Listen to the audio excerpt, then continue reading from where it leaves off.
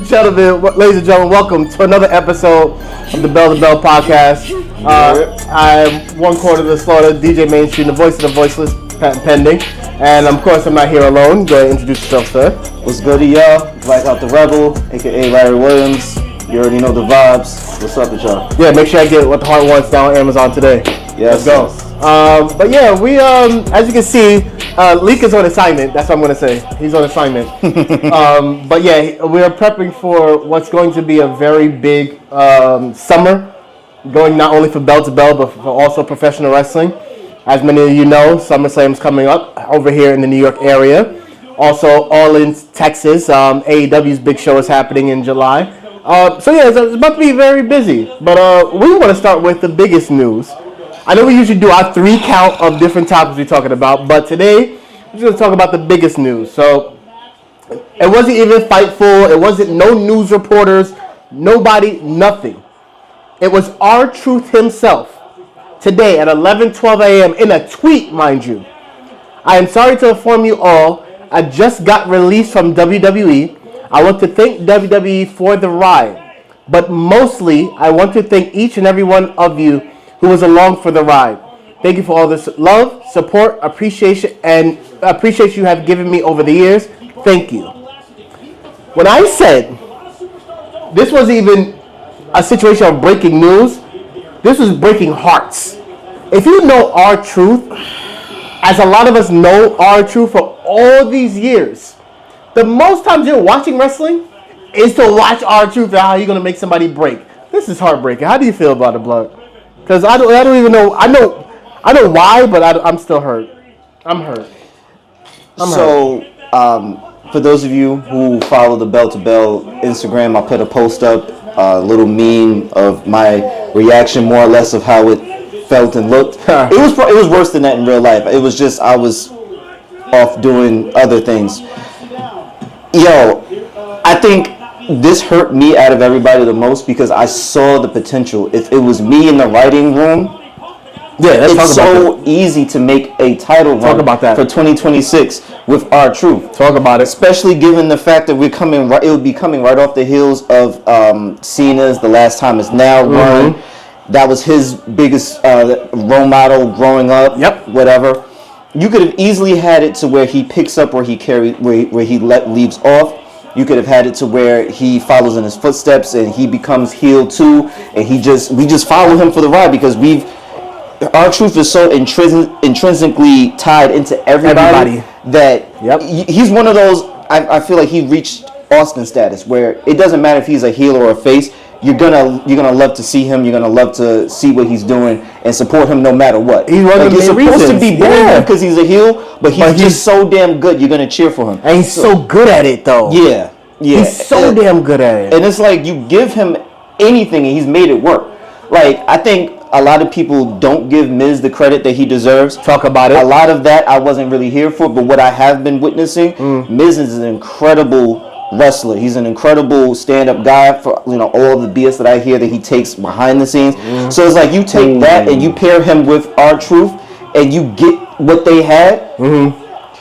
Miz can't rap, but damn it was so cool to see. Like Miz can't rap. You can't do that with anybody else. There's not many people that you can do that with. Not at all. And it sucks because, I'll just say, because let me backtrack a little bit. So our opening bell, which is the match we're watching during the episode today, we actually said since Money in the Bank is this coming Saturday, we're watching Money in the Bank 2022, which is basically at the point of Bobby Lashley versus Theory, where we now is Austin Theory for the then U.S. Championship. But as we're talking about that, it segues into R-Truth. People forget R-Truth did held some legitimate titles. Yeah, he was, of course, 100-time 24/7 champion, but he's a former U.S. champion. And during the times he was at U.S. Championship reign, he was having good matches. Even during the time that he was a tag team champion with Miz, they were having legit storyline dude.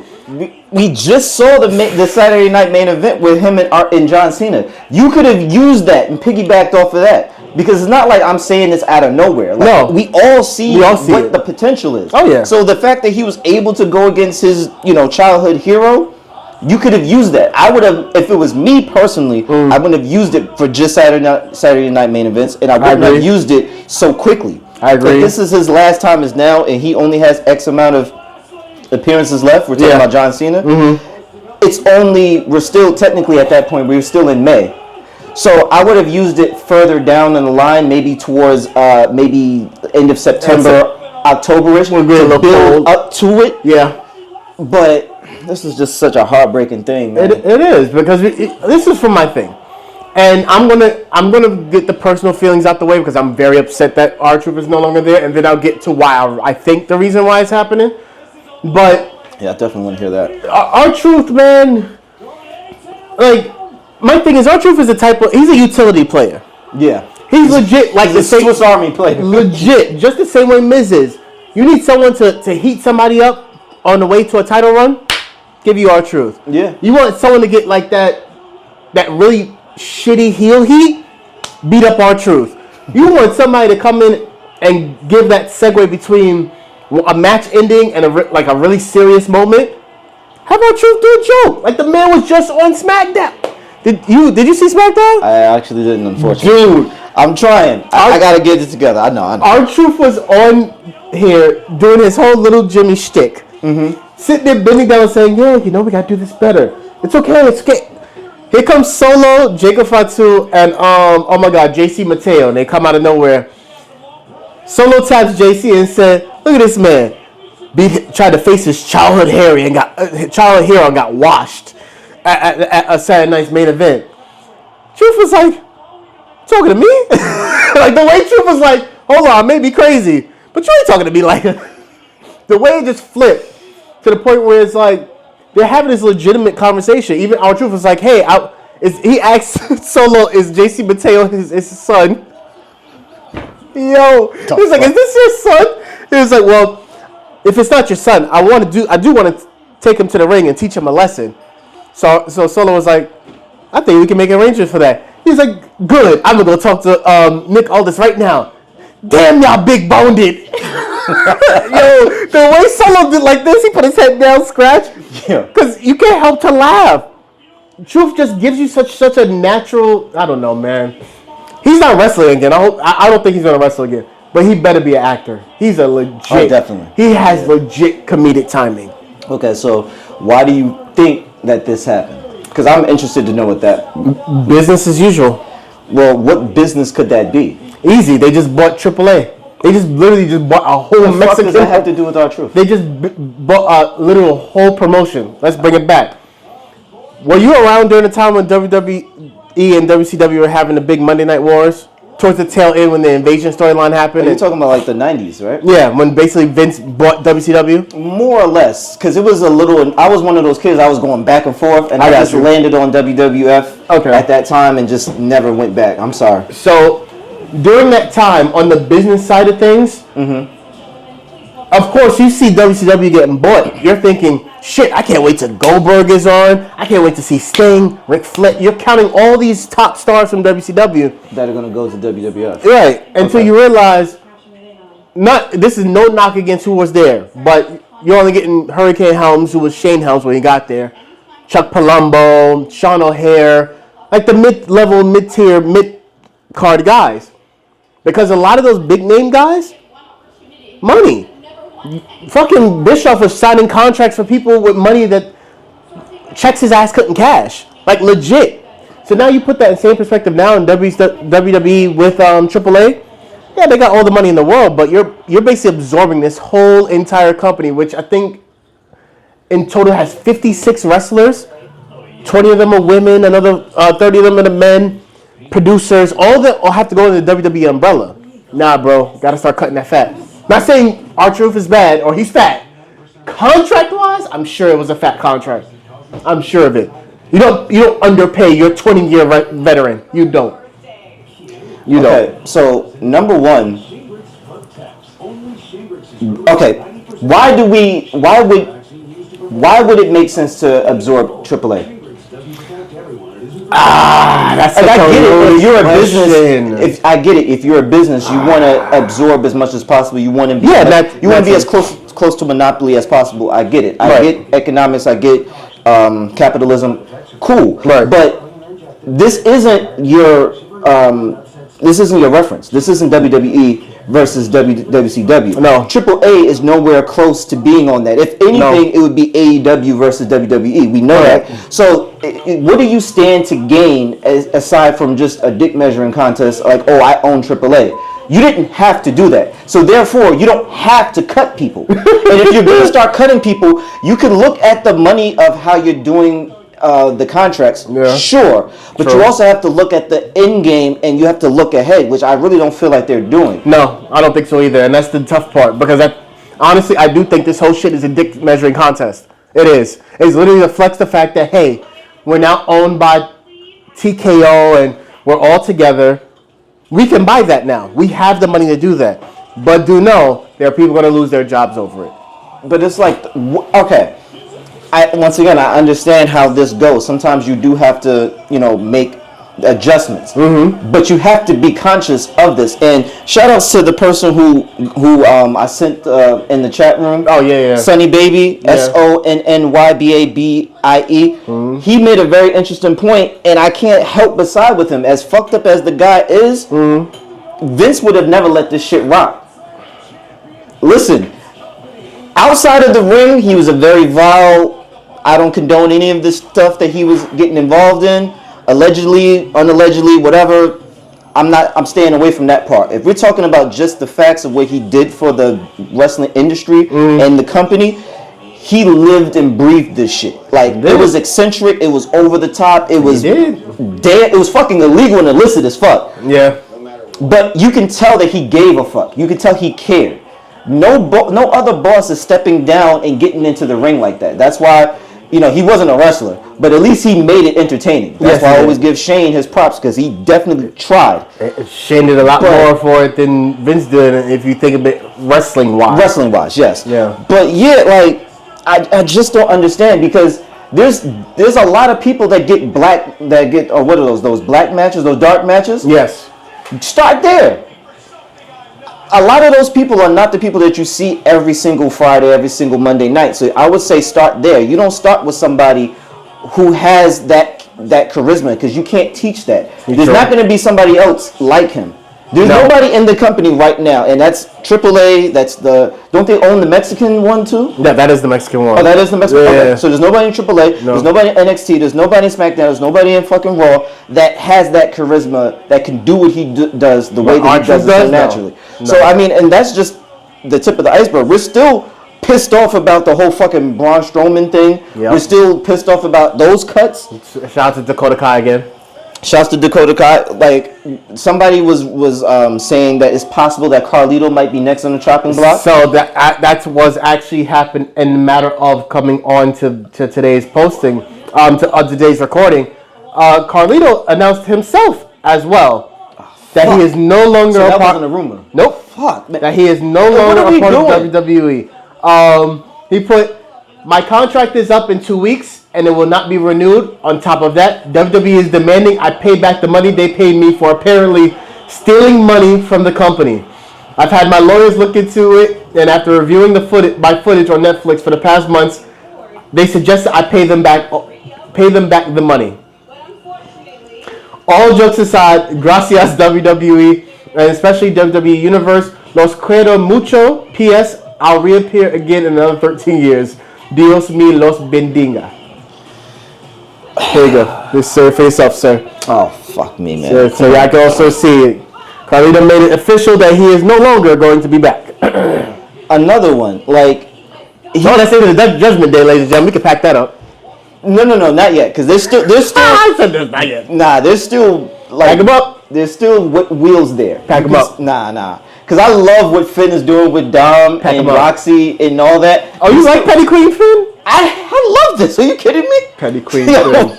He looks like a kid that just got out of school. He's so happy when he sees all that bullshit going down. He really does. His face is the best part of that. That man loves the chaos. He does. But back to the Carlito thing, it's like he's still integral in that. Like, he still helps out when he's needed. Like, he's there for the comic relief. Like, he's the Judgment Day's R-Truth. Truth, yeah, he is. So what are we doing? And then who was the other person that I heard that might be next? So right now it's just them two.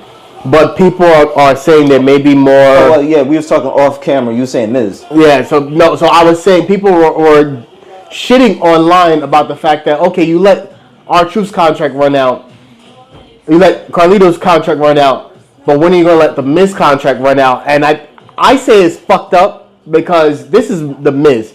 Literally, we're watching 2022 Money in the Bank that just did a whole retrospect of his career. Two-time Grand Slam champion. How many times have we mentioned that on this show? My thing is there truth to a possibility? I'm not going to say nobody's job should be lost. But if you're going in the path of what WWE is doing currently and going through their books, you got to start looking at some of them veterans like, how long have they been there? But why? Pay increases. Okay, but why are they money. there? Why are they there? The fuck? Filler. Let's be honest. Outside of that Saturday night's main event, R-Truth was just filler. He's more than filler. Hold on. Outside of Saturday night's main event, he was just filler. Let's keep it real. But that's how they wrote him. And even in he still became tag champion. That's all they wanted for him. No. We can. All right, I hate to do that and hate to be that guy, but a lot of that may have to have been with the fact because he was black. We know how they feel about black champions. It's once every lifetime. But like I was just saying, like you can write it to where he's not a filler. It makes perfect sense. I'm not saying affirmative action shove him in just because he's black. I'm saying shove him into the title conversation just because it makes sense. If it was anybody else, depending on the person, like if Sheamus is the champion right now, I don't see a way we can work in our Truth versus Sheamus rivalry. Doesn't make sense. But you have John Cena there as the champion right now. You have somebody that looks up to him. You have somebody that does the same movesets as him. You can easily have this be a rivalry. So or a tag team. I'll throw in the fact that shout out to Fightful Select, best $5 in the business. So cheap plug. R-Truth's WWE departure was met with complete shock and disbelief, with one top talent calling it total nonsense.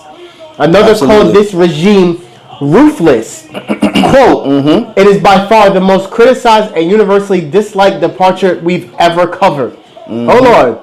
Almost done. Regarding his exit, a WWE talent commented that it made them feel like as if nothing is guaranteed. Another talent noted that Truth's departure made them want to make sure their next contract with the company was negotiated and locked in well in advance.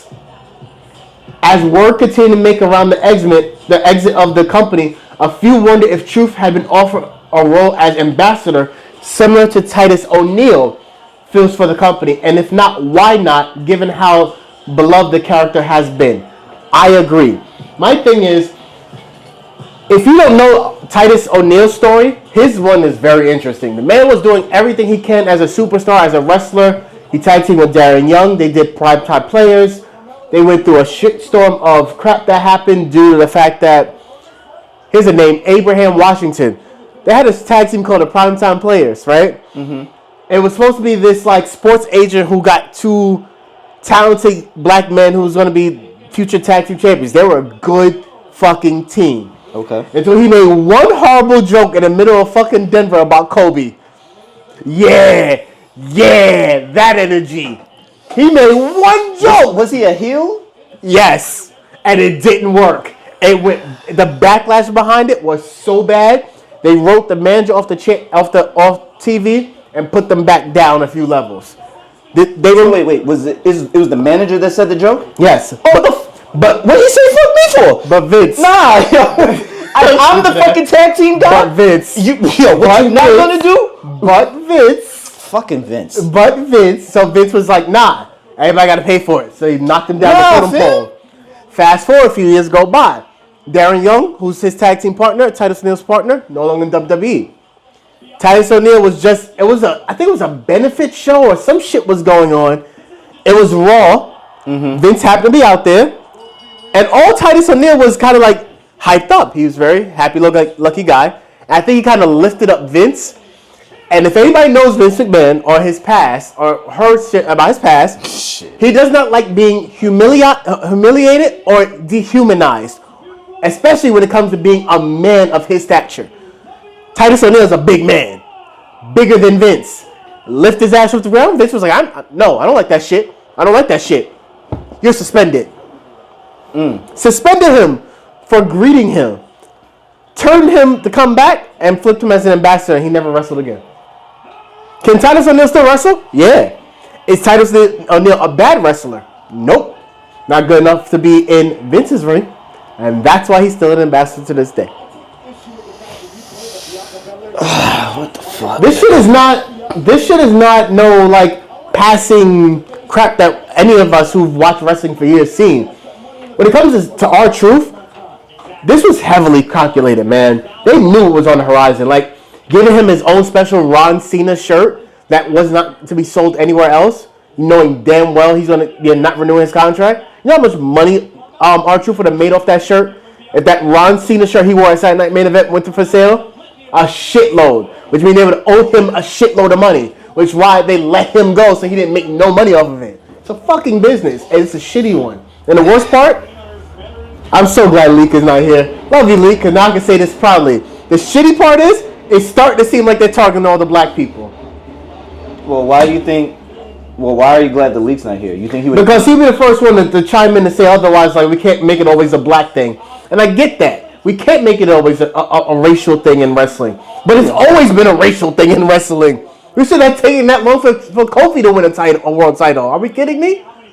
That's why I didn't want to say it like that originally. That's why I did bring up Braun Strowman and all these other cuts that did hurt us. But this one hurt the most. But it does feel like, number one, we don't see a lot of black champions. No, we don't. Unless it's a tag team. And then even then, we still have to work twice as hard. This is true. So it is understandable to see it from that perspective. And I do agree to some extent.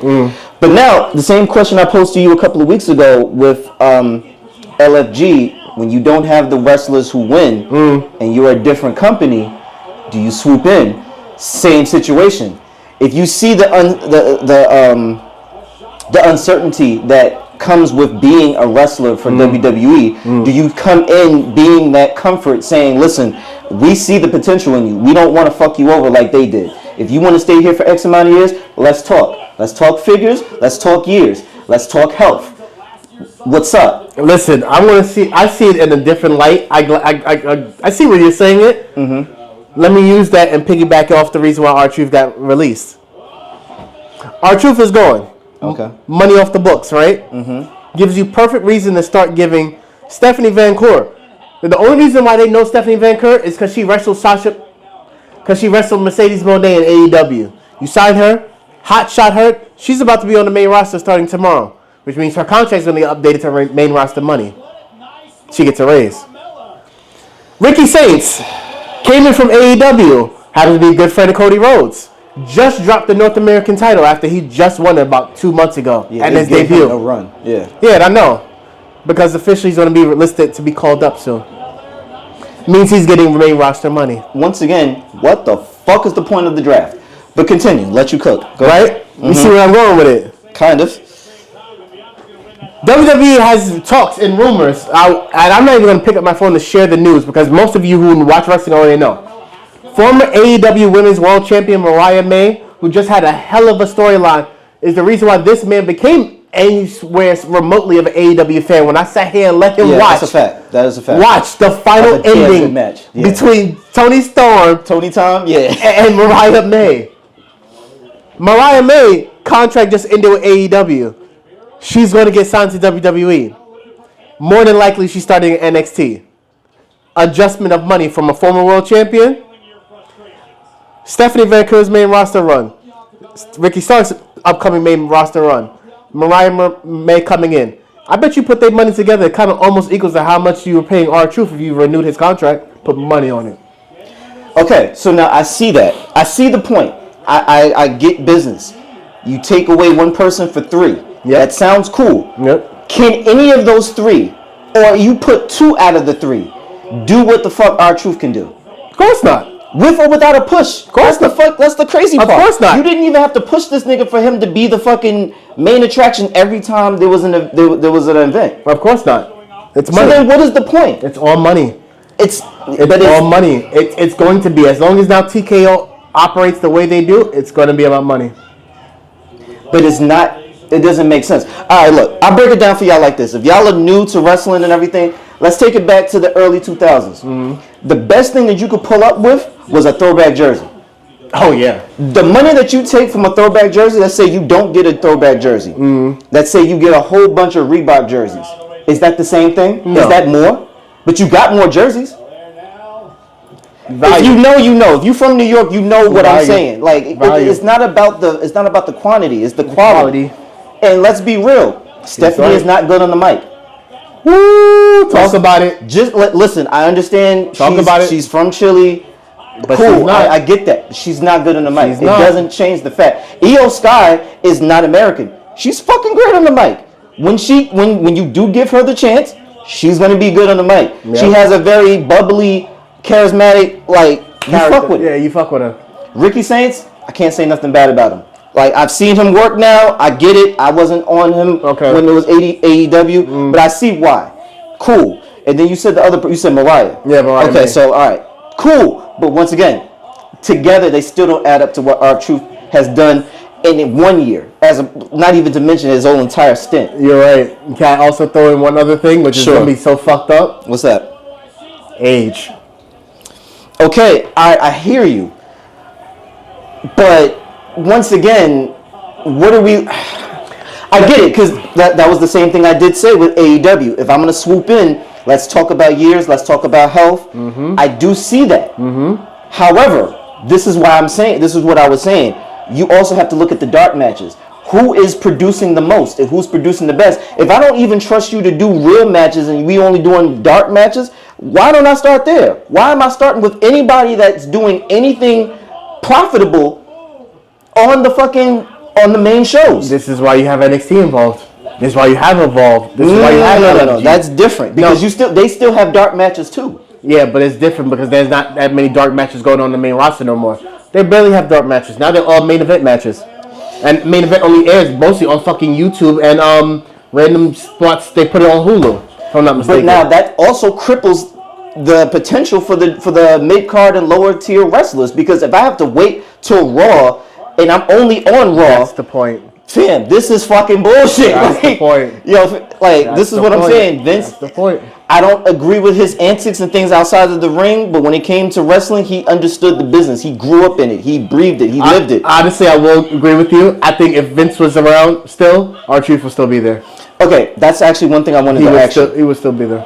I don't know the timeline. I'm not sure on this specific details. Yeah, that was pretty bad. Damn. How did it work when the whole thing came out about Vince? Did Vince give up his rights and everything before they went public? Or did he go public and then leave? Go public first and leave. He had to be there for the transition of power. Since he was considered the chairman with the most shares. Was it his idea to go public? Yes. I think I see. No. Not just money.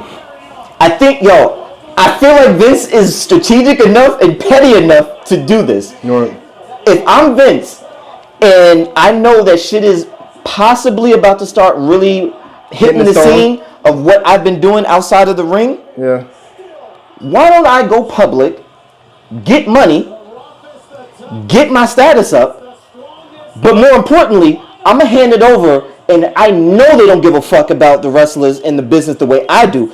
They're going to make this shit explode and fuck it up. And who's going to look better at the end of the day? Who are they going to be comparing it to? Because it's not Triple H anymore, because unfortunately he doesn't have the power that we wish he did. So they're going to be looking at, the good old days, the Raw days, the Ruthless Aggression days. This all could have been orchestrated way before Triple H ever came on the scene. It's a possibility because if you put it in layman's terms now, so we're only watching this Money in the Bank right now on Peacock, but before we was watching this, we're watching WWE Vault.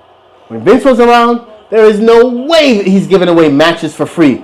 He was going to find a way to put all this good content behind a paywall. Now that there's no more paywall, it's a different breed.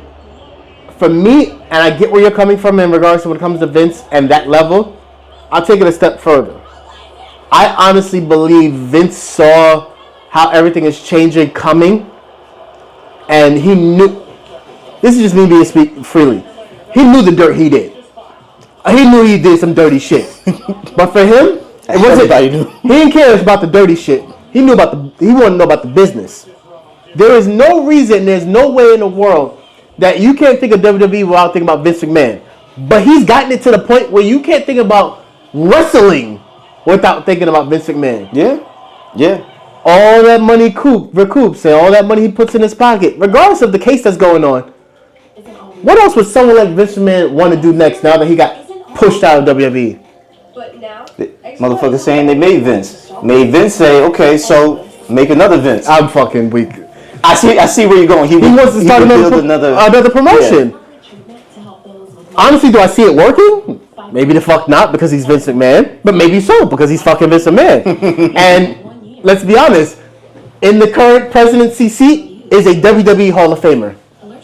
Quote me if you want to, because that's the truth. A WWE Hall of Famer has the highest position of power in America currently. And also got Stone Cold stunned before. Let's make sure we put that out there. It's only entertainment. All of it is. And to me, when it come bring it back to R-Truth will be the perfect person. This sounds so fucked up. R-Truth would be the perfect person. If I was Vince, I'm calling him. Absolutely. I'm calling him. Because, all right, so like you did hint at giving him a blank check. Honestly, that man could do me comedy, fighting, all of it. Like you were hinting at, as far as health and age wise, have Truth be a manager. Whoever he's gonna be, monitoring and helping develop, they're gonna take off. Are you fucking kidding me? Because eventually everything does fizzle out. After Melo outgrows Miz or whatever happens with that, have Truth fucking mentor him. That'd be fire. The fuck? Not just because he's black, but just because I know that there's a bunch of things that he could organically make work, where it's not even going to be it's going to be effortless. Effortless, yeah, it just makes sense. You know what the crazy part about it is? I know we're spending most of the episode speaking about it, and it's because it's our we can move on, but yeah. No, but because I'm looking at the time as well, it kind of transitions to what you wanted to speak about. R-Truth as a manager sounds great. Have R-Truth. Like, if you're not doing nothing with him on the main roster, have him randomly show up on NXT. Sure, have him show up on Evolve.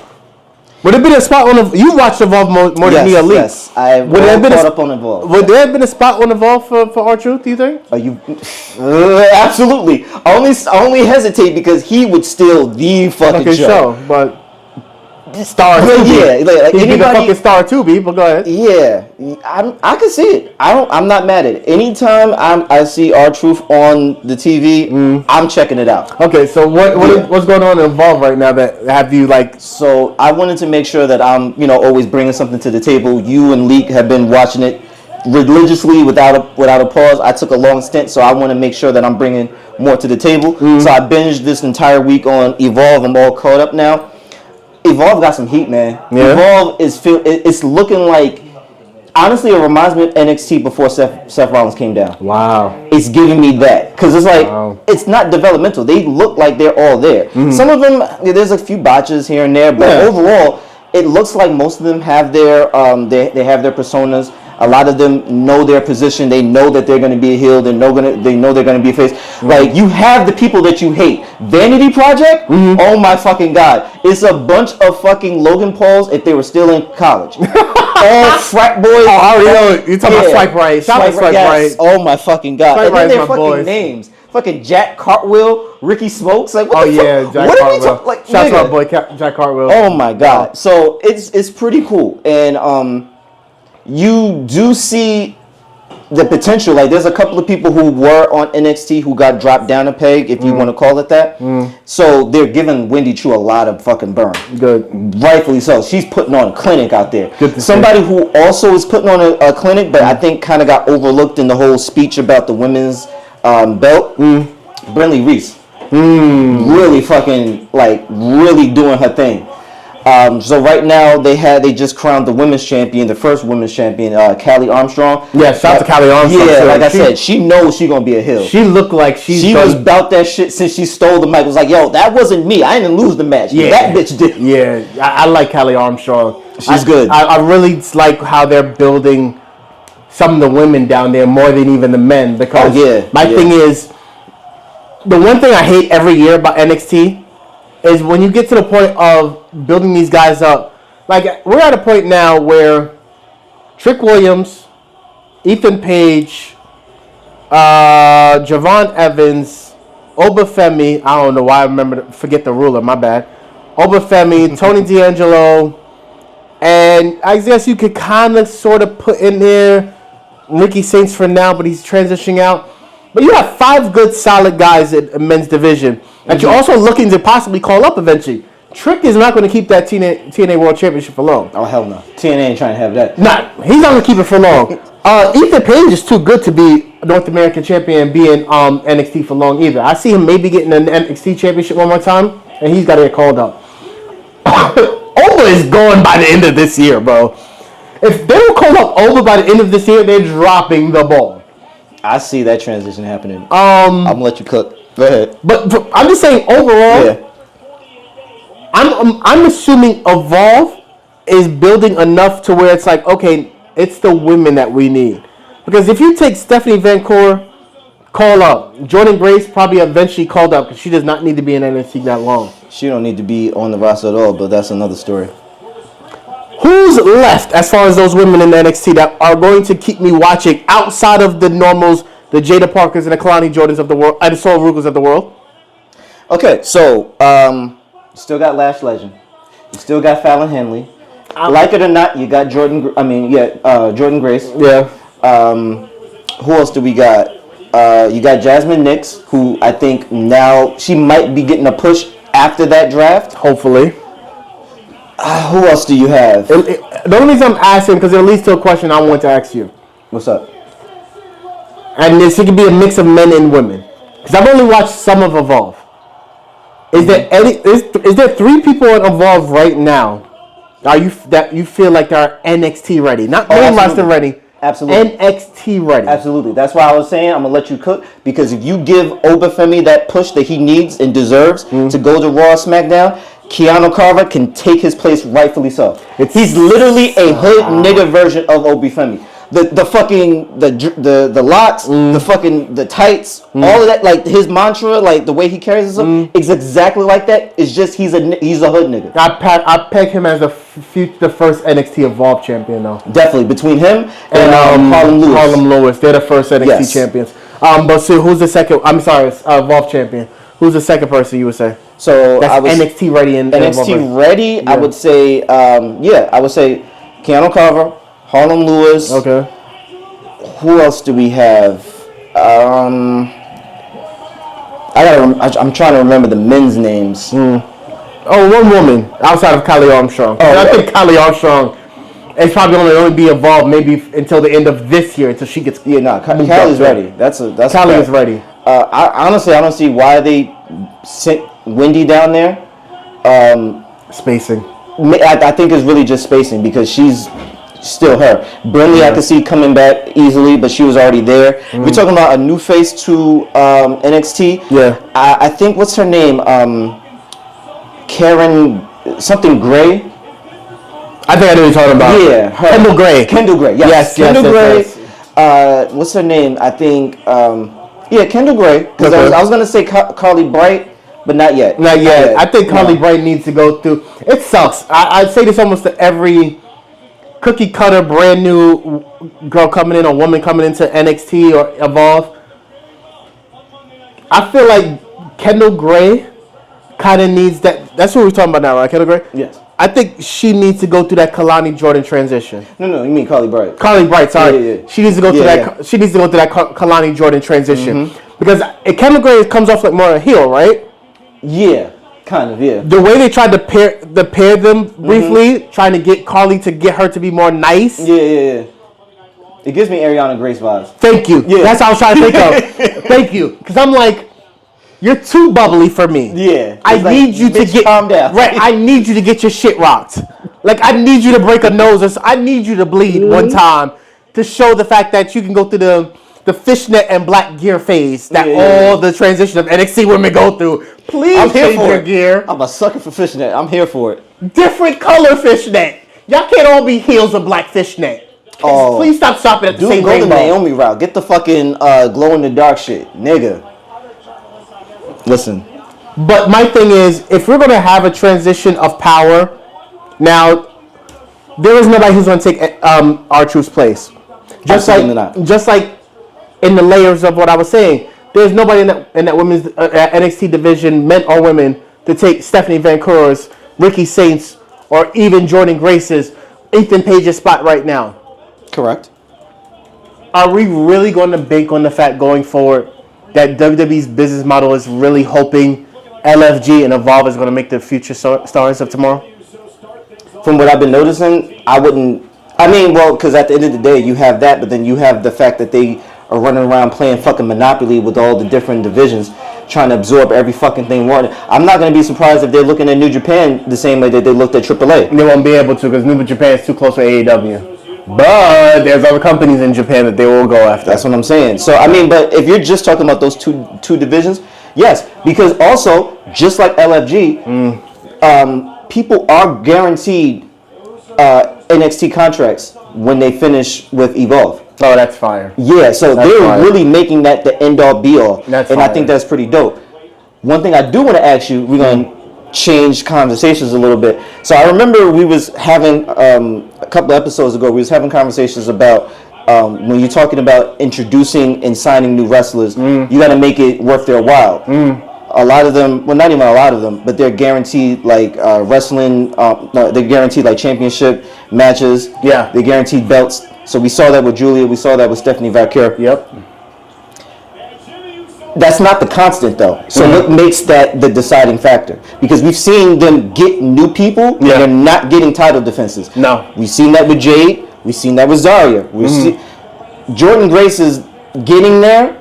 She's getting those title shots and stuff like that, but it's not out the gate the way it was not for the way with Julia and Stephanie. No. So what if I'm a wrestler, one in the back of a division that I've always been in, I'm looking at that a very certain a different way. And if I'm the new wrestler coming in and I'm not guaranteed those opportunities the way other wrestlers are, I'm looking at that another way too. How do you feel about that? So I'll be honest, because I'm also looking at our time. I know we're gonna start wrapping up soon. Damn, already? Yeah, already. Fuck. That's crazy. My bad. I'm a shot has passed by, but no, I'm glad you brought up that question because it's something that I've noticed that so shout out to Busted Open Radio because they talk about it a lot about the difference between booking strategies between Tony Khan and AEW and Triple H. Since we're mostly focused right now on the WWE, I'll start there. I feel like it all depends on the wrestler and the booker. If I'm Triple H coming into the main roster and I've seen basically Stephanie Van Cour have this whole Hall of Fame worthy run in NXT if you think about it. First official double champion, NXT North American Women's Champion, viral moments here and there, about to wrestle for WWE at Worlds Collide, representing WWE alongside Lola Vice against AAA. Like, that's all big shit that I know when you get to Raw, for me, fantasy booking, Stephanie Van Cour is either getting a women's world title shot within the first 6 months of her getting on Raw, or if, and this is a big if because we're recording this right before Money in the Bank, if Becky Lynch loses again to Lyra Valkyria is dropping the Intercontinental Championship to Stephanie Van Cour. I'm telling you that right now. I can see that. I hope so. My thing is, for every wrestler that gets come in and called up, it all depends on who they are, their dedication to what's going to happen next before they get called up, and what their past is. Okay. All right. That's the only way that this works going forward. They got to be like with Ethan Page. Ethan Page came in with somewhat a little fanfare, but within the first few weeks he was an NXT champion. Yeah. I feel like that's based off his work ethic, his charisma, or who he is. He's good on the mic. He's even better in the ring because he works like a veteran. He doesn't do over-the-top moves, but he's a great storyteller. He's a fucking great storyteller. Yeah, he is. Because literally 2 months ago, before he didn't have the title, when he lost it, the man was disheveled, looking like bum-ass Baron Corbin, and walking outside talking about, I don't know what to do with my life now I'm no longer NXT champion. 2 weeks later, 2 months later, he's North American champion, wrestled on Worlds Collide, just got featured on SmackDown. Like, he was on SmackDown? Yeah, he was doing commentary during Javon Evans and Rey Fenix tag team match against Los Garza. Oh, yeah, that's right. Yeah, Javon did debut. Good for him. But you see what I mean? Yeah. It's all about the wrestler. But my tough thing is, for every Stephanie Van Cour, there's a Carly Bright. Not all of them are going to be good off the gate. True. So how much patience do you have for someone like a Carly Bright sitting involved? What, 6 months, a year, 2 years? Okay. Honestly, and this is where I'm going to throw Leek's 2 cents in. That's his issue towards your girl, Nikita Lyons. She's been there how many years now, my guy? Oh, man. JC Jane just won the women's world title after how many years, my guy? Thank you for reminding me. Yeah, like I said, I'm all caught up. What I have to say with Nikita Lyons is, yes, I love her to death. Beautiful. She is a striker. If you have to categorize her wrestling style, she is a striker. Her charisma, her persona, they still have to flesh that out, because this, this debutante / hood chick persona that she's trying to give, it's not working. It's not authentic. It ain't working. So I see why she's on Evolve. So yeah, I'll just say that. So now you answered my question as far as the wrestlers that are coming in. What, how do you look at that? And you're talking about, the work ethic and stuff like that. Now, answer me the question of the wrestlers that have been there. Because for every Stephanie Van Cour, there's Lola Vices, there's Jada Parkers. They have a better highlight reel. Stephanie Van Cour has had a nice tier and a nice run. But let's be real. Her highlight reel is nothing but devil's kisses. She hasn't been in a lot of extreme matches the way that some of these other women have been. Some of these other women have been in fucking those battleground. What was those matches? Underground. Those underground matches. We've seen ladder matches. We've seen gauntlets. We've seen all these different types of matches.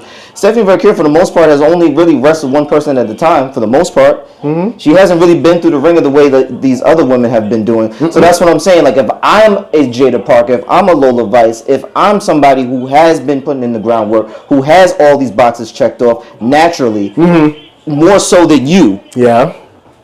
I feel some type of way now. I might be looking at AEW a little bit differently. I might be looking at TNA a little bit differently. I'm just saying. I'm just saying. Talk about it, because this is business. This is not personal. It is. I'll be honest with you. Just as we start to begin to close up, I'll be honest with you. If it was me, and this is just me throwing the fence. Matter of fact, this is how we're going to close the episode. Let's do it. You get one wrestler. Okay. In WWE right now. You see how you said they're feeling salty and all that?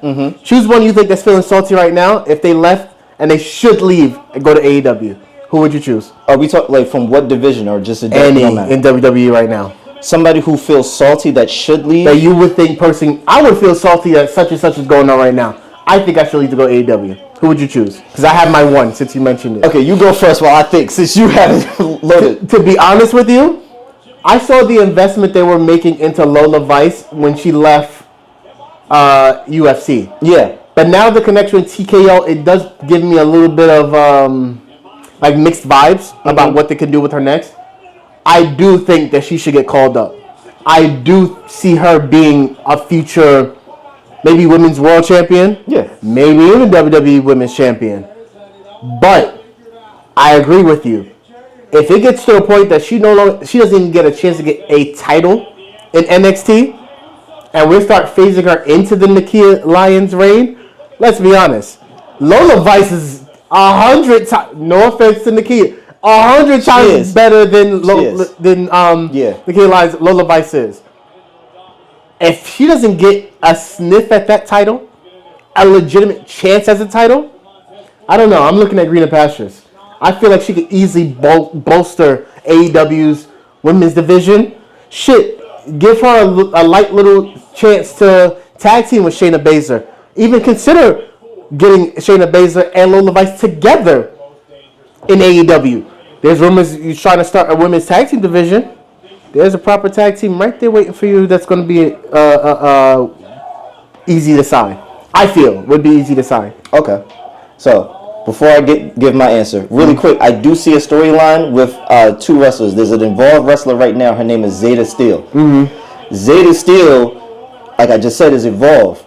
So at the same time while this was being filmed and this was going on, you also had LFG. You had Tyra May Steele. They both have the moniker of Real Deal. It's very easy for them to have a nice rivalry just off that alone. That's dope. In a fantasy world, I see a steel cage, but I don't see it going that far. Absolutely not at all. One, because they're women. They don't really do that too often. True. And two, just because it's just too on the nose. I don't think they're going to go that route. No, they won't. But I just saw that in my head, and I was like, that sounds like a fucking dope idea. But if I had to give a wrestler that I think should be looking at other options, I think, if we're talking about Raw, SmackDown, and NXT, I think most wrestlers on NXT should maybe be patient and wait. I agree. Because I mean, NXT I feel like is the third division, but it's still looked at as the lesser of out of the three. Correct. So with that being said, you want to kind of hold out just maybe a little longer. At least if you go through one draft and you still don't see any change, then you can start to feel that way. Great. So we're talking just from Raw and SmackDown perspective. Shouts Kiana James. Go ahead. That's to be petty. I'm sorry. Okay, fair. That's to be petty. I'm so sorry, Kiana James. I'm so sorry. Okay, Raw and SmackDown. Who do I see? You only get one. This ties into what I was also researching this whole time over the week too. Loving WWE, Montez Ford. Whoa! That would be a heartbreaking thing, and it would be a heartbreaking thing to see him go, and it would be a beautiful thing to see him line up with Swerve. Go ahead and cook. Nigga. Cook, brother. I'm just saying, Montez has put in the work. He showed time and time again, and if you watch the show, it shows that he's dedicated. He wants this. Like out of tag teams, there's always going to be one that kind of stands out and that wants it, and the other one is just happy to be there and happy to be supportive. I think if Dawkins really wanted to, he has the potential, but it feels like he's complacent and he's cool with it. Montez is like, nah, fuck that. I want that belt. I want that WrestleMania. I want all of that. Yeah. You let him go, it's going to bite you in the ass going forward. Because he has the charisma. He has all the boxes checked off. If you give him the time and you give him the leeway, he's not going to be R-Truth, because there's not going to be a one. Right. But he has charisma where he can stand the test of time. He can be funny when he needs to be. He can be serious as fuck. He can be on Demon Time and want all the smoke.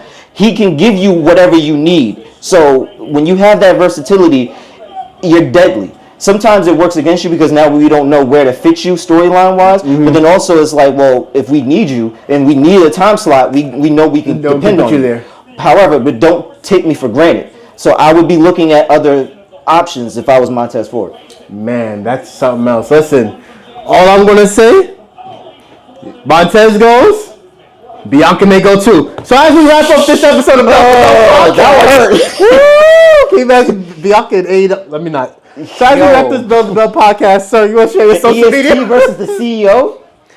I'm sorry, we might have to get another hour in. I'm sorry, y'all want another hour, right? Let's wrap this up. Give me your social media, brother. Listen, man, it's been fun kicking with y'all. Wow. Black Out the Rebel. Wow. So that's BLK Out the Rebel. That's the Instagram. The website is live for the number 4 ever blk.com, where you're going to see all of the Bell to Bell content. You're going to see my book, What the Heart Wants, available on Amazon. I just dropped a new song. It's a little teaser for the album that's coming out Juneteenth of this month, called What the Heart Wants, which is in tandem of the book. I got another trailer that's coming out this Friday. Every week I'm going to be dropping instrumentals because I also produce beats as well. So if you're seeing this and you want to talk about beats, you want originals, wrestlers, if you want a theme for your music in your entrance, let's chop it up, let's talk. As always, it was fun kicking it with y'all. Mainstream. Yo, as always, make the call at make the CAUL. That's on all social media platforms. But like I always say, you can follow me if you want to. But follow at the Bell to Bell, the number 2 Bell Pod POD on Instagram. That's where most of our stuff goes up. Like I was saying earlier, we get a little crazy on the Instagram, either on the stories or on the post. But yo, shout out to O'Shea Jackson, man. Had the best response in regards to R-Truth getting let go today. But I'll say it as I close the show. Again, What the Heart Wants out on Amazon, Bell to Bell, YouTube, Patreon. We're still working on the Apple Music so we can get the audio streaming. But as I close up, I have to say this. O'Shea is a big fan of wrestling. Yes. WWE, TNA, he's almost at all of the events. Yeah. If you know O'Shea, he is also Ice Cube's son. Yeah. But the funniest thing that was said all weekend, he put it as a tweet. I put it on Instagram, but I feel like it needs to be shared here. R-Truth gets Let's Go today. But if you don't know, if you watch basketball, the unfortunate New York Knicks has been eliminated from the playoffs. But not only that, but that last night was actually the last episode ever of Inside the NBA on TNT. Yeah. So of course O'Shea says, LMAO, we really lost NBA on TNT and R-Truth on WWE back to back.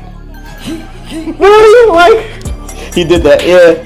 happy June 1st, ladies and gentlemen. Yes. This has been Bell to Bell, and as we should finish when Leek is not here, it has been Bell to Bell. Yeah!